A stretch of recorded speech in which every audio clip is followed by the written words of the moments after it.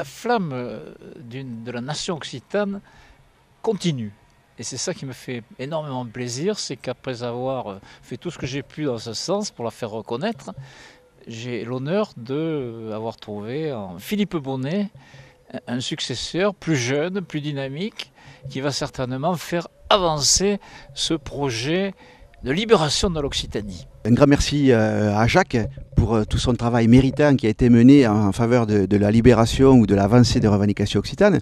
Et donc, je suis très honoré d'être élu comme président de ce parti, ce grand mouvement de la nation occitane, avec des objectifs ambitieux qui s'inscrivent complètement dans une démarche historique moderne, puisque quantité de nations voisines, la Catalogne, l'Écosse, le pays de Galles, la Bretagne, je ne citerai pas toutes tant elles sont nombreuses, travaillent dans le même sens, dans un grand espoir de libération pour enfin être reconnus aux yeux du monde en tant que tels et jouir des mêmes privilèges que les nations possédant un État.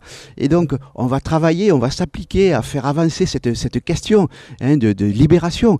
Et le terme de liberté est un des mots qui me plaît absolument, un des mots préférés, et on doit tous tendre vers une libération tant culturelle que politique, et c'est un grand espoir pour l'ensemble du peuple occitan qui n'est pas toujours conscient de cet objectif à atteindre mais on constate partout avec des mouvements de renaissance culturelle, d'intérêt pour le pays, pour pouvoir travailler au pays, de cette volonté de ses racines, de cet attachement.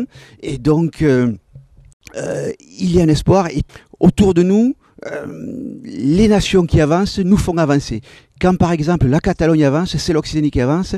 Quand l'Occitanie avance, c'est la Catalogne avance. Et donc inévitablement, à moyen ou long terme, on va vers la prise en charge de la liberté par les nations et de leur autodétermination.